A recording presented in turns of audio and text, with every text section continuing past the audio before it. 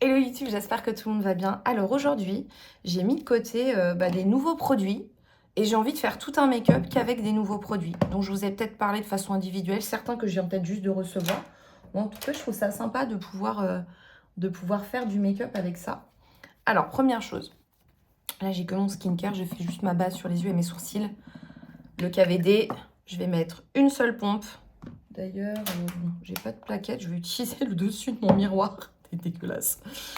C'est le médium 27 que j'ai. Je vais utiliser un pinceau fond de teint Charlotte Tilbury.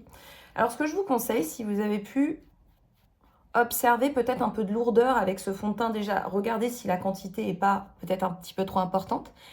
Et d'habitude, je vous dirais de commencer l'application, vous savez, par le centre du visage, parce que je trouve que c'est souvent là où il y a plus de choses à cacher. Mais parfois, quand on a un fond de teint assez couvrant, et qu'on commence par le centre du visage, tout de suite, visuellement, on a quelque chose de très étouffant, même si on en a mis peu. Donc moi, mon conseil avec ce genre de fond de teint, commencez tranquillement vers les extérieurs du visage, tu vois, pas non plus au niveau du cou. Travaillez un mouvement de va-et-vient peut-être pour la première couche, juste pour donner un soupçon de couvrance et de couleur. Et après, vous allez pouvoir vraiment soit repasser sur une seconde couche, soit vous dire, je suis contente de la couvrance. Et je vais maintenant passer à mon concealer, tu vois. Donc là, voilà. Tu vois que le centre, il est quand même assez vierge de produit. Regarde tout ce qui reste. J'ai vu beaucoup de revues sur TikTok. Alors moi, il faut savoir que la marque ne m'a pas approchée de quelque façon que ce soit. Je n'ai été payée pour aucun des contenus que j'ai faits. Et pourtant, je partage une opinion qui paraît assez populaire avec ce produit, qui est qu'il est très bien, parce que je le trouve très bien en fait. Pourtant, moi, j'ai un type de peau plutôt déshydraté. Donc, je ne suis pas quelqu'un qui va raffoler des fonds de teint très couvrants, parce que je trouve que souvent, ils ont tendance à pas être très souples et ils sont trop asséchants.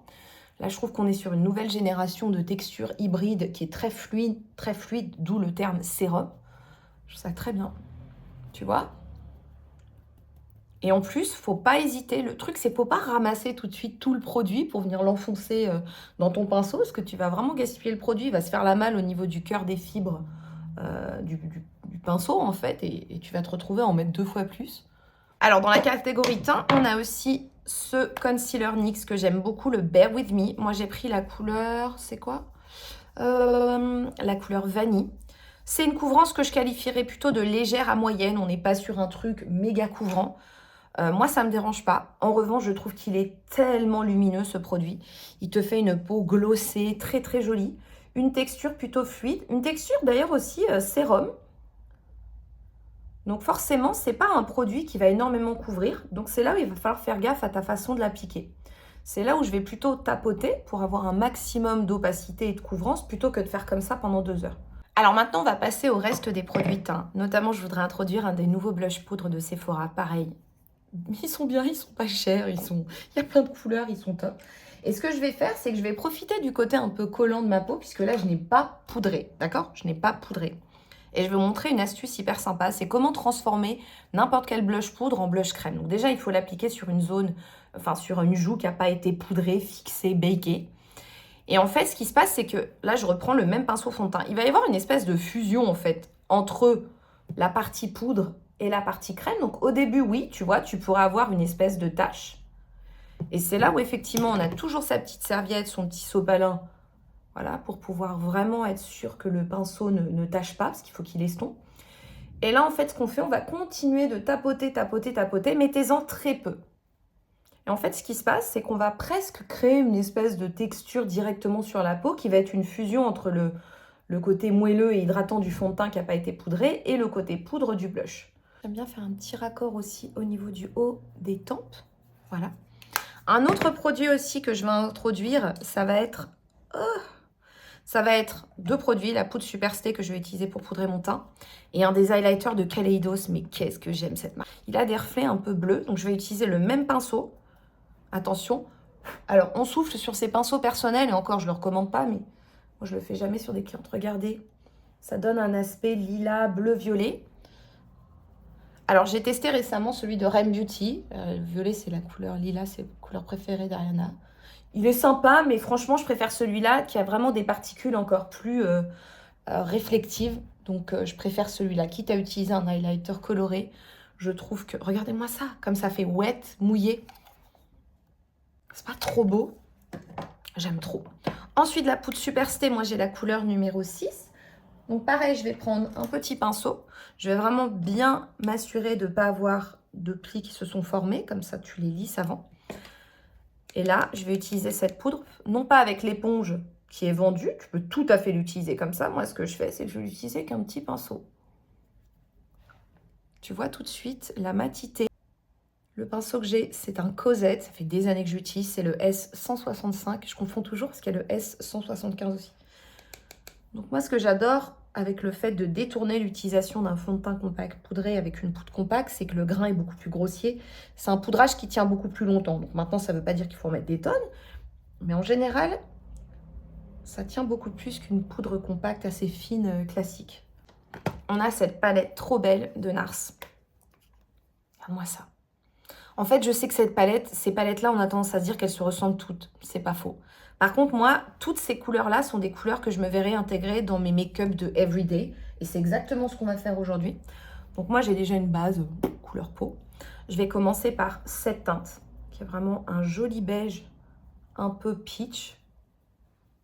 Très beau. C'est une palette qui est très printanière, je trouve. On a des tonalités de rose, on a des tonalités peach, orangé. N'hésitez pas à le faire les yeux ouverts pour remonter. Il faut créer une illusion d'optique qui indique que votre creux est un petit peu plus haut. On n'est pas obligé d'être dans le creux, on peut être légèrement au-dessus. Voilà, très très basique. Il y a un très beau fard ici, brillant. Et ça, c'est complètement le genre de truc que je mettrais en everyday. Tu sais, ce truc un peu wet au centre de la paupière, ça, c'est vraiment un truc que je fais très régulièrement. Donc, c'est pour ça que quand j'ai vu la palette, je me suis dit, bah voilà quelque chose que je vais vraiment pouvoir implanter dans les couleurs que de toute façon j'applique quotidien. Voilà, ça c'est assez solaire. Attention, si tu tapotes, ça accroche pas assez. Il faut tapoter et faire glisser comme ça légèrement pour créer une petite accroche. Prendre le pinceau MAC et je vais utiliser la première couleur juste pour voilà, compléter et illuminer l'arcade sourcilière pour créer une petite transition. Parce que vous voyez, la couleur du milieu, elle a quand même ce sous-ton un peu peach. Si j'en mets jusque là-haut, je risque de trop tacher. On va travailler aussi le ras de cils. Je vais prendre un petit pinceau. Ça, c'est un Katy Jane Nude et Spectrum, le numéro 21. Et je vais utiliser ça, cette couleur-là. Ça, c'est celle que j'ai utilisée dans le creux. Et celle-ci, voilà, pareil, je la balaye tout le long du ras de cils, du coin interne au coin externe, pour donner un effet contouring.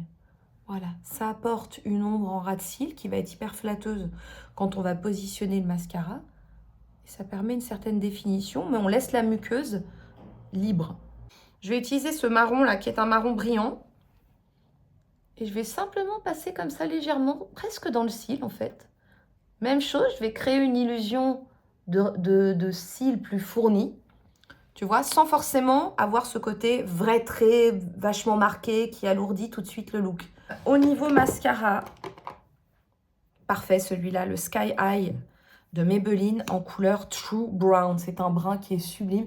Accrochez-vous, hein, ce mascara n'est pas labellisé comme un mascara waterproof. Oh, je peux te dire que longue tenue n'est même pas le terme que j'emploierais. Il est indestructible ce truc.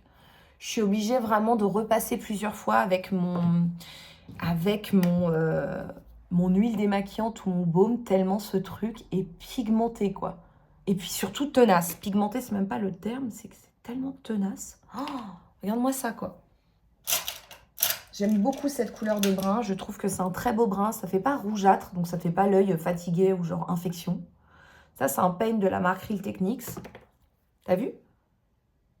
J'adore ce genre de longue brosse avec des poils siliconés. C'est ce que j'achète et c'est ce que j'utilise dans toutes les autres marques, toutes marques confondues. Je suis souvent quand même dans ce genre de brosse. Et tu vois, là, j'ai une couche. Enfin, ça sert à rien de retremper quand tu passes d'un œil à l'autre. Je te le dis tout de suite, franchement. Nouvelle teinte, tu fais des encres à lèvres de MAC, les Locked Kiss Ink.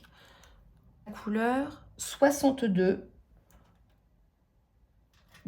Bodacious. Alors, ce sont des encres à lèvres qui ont un fini mat. Encre à lèvres, ça sous-entend déjà une texture qui pigmente énormément, où tu as une intensité, une opacité dans la quantité de pigment qui est délivré en un passage qui est assez important, et ça, c'est tout à fait vrai. On a ainsi un produit qui est très fin sur la lèvre. En revanche, j'ai vu beaucoup de revues sur ce produit. Je tiens à préciser que oui, c'est un produit sans transfert. Oui, il est waterproof. Je trouve que la grosse différence avec les produits similaires sur le marché, c'est que celui-ci, quand tu manges, ça ne n'atteint pas autant ton rouge à lèvres que les autres. Il ne faut pas oublier qu'un rouge à lèvres transfert-proof, waterproof, ça résiste à l'eau, mais pas au gras. Et quand dans la bouffe, il y a toujours du gras. Donc ceux-là sont quand même vachement résistants. Il y a des gens qui ont dit oui, à l'intérieur, il y a de l'huile de jojoba, blablabla, je sais pas quoi. Déjà, ça arrive en dernier sur la liste des ingrédients, donc il n'y en a pas énormément. Et en plus, c'est pas un produit que tu dois choisir si le confort, c'est ta première priorité. C'est pas un produit qui est désagréable, mais confort, c'est pas un adjectif que j'utiliserais. Donc, je trouve ça très sympa, mais ce que j'ai constaté aussi, c'est que tu pouvais mettre un gloss par-dessus, ça faisait pas trop bouger. Et ça, c'est intéressant. Très fin. L'applicateur est génial. Vraiment. Tu peux vraiment faire le job facilement. Tu peux aussi l'utiliser de façon très transparente, comme une encre. Tu vois, ce petit embout. Maintenant, ce que je remarque, c'est que si tu recharges pas une deuxième fois, tu peux pas faire toute la lèvre nickel.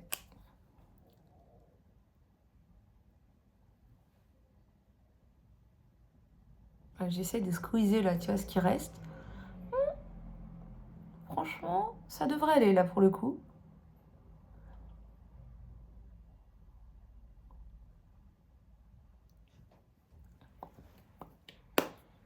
Très très belle cette couleur. Personnellement, j'ai des plis sur les lèvres depuis des années. Ce n'est pas à cause de ce produit, ce n'est pas à cause d'un autre produit. Donc du coup, quand j'essaye des produits, on me dit souvent « Ah, ça n'a pas l'air d'être hyper hydratant ». Non, c'est parce que ce sont des produits qui mettent en avant la moindre ligne que tu as sur le visage. Ce produit-là ne va pas sublimer, ne va pas flouter. Et d'ailleurs, si tu as testé les Velvet Icon de Fenty, qui eux ne sont pas du tout intransférables, mais qui ont cette technologie blurry qui floute les lignes, et le fini est le même que ça, c'est un fini mat, sauf que c'est la formulation qui est différente, et les promesses du produit ne sont pas les mêmes, mais au moins ta lèvre a l'air hyper jolie. Moi, je trouve ça sympa, mais je sais qu'au bout de 1 heure, 2 heures, 3 heures, je vais ressentir le manque de confort. Je sais que je vais être hyper consciente du fait que mes rides vont être visuellement beaucoup plus apparentes. Et moi, ça me dérange. Mais quand tu choisis un rouge à lèvres liquide mat, c'est à toi de voir à peu près c'est quoi ta priorité number one. Moi, ma priorité number one, c'est pas le fait que ça transfère pas, que ça bouge pas. J'en ai pour 2 secondes, je vais aux toilettes, je fais une retouche, je m'en fous. Tu vois. Par contre, que mes lèvres aient pas l'air totalement desséchées, oui, c'est ma priorité numéro 1. Ça colle pas hein, une fois que ça a séché. Aucun problème. Il n'y a pas de rouge à lèvres. Voilà, c'était le petit look avec les nouveautés. Bon, bah, j'ai gardé mes petits trucs à cheveux parce que je vais me faire les cheveux plus tard. J'espère que vous aurez appris des choses sur ces produits, que ça vous a plu. N'hésitez pas à poser vos questions en commentaire. Je serai ravie d'y répondre et de vous aider. Bisous, bisous.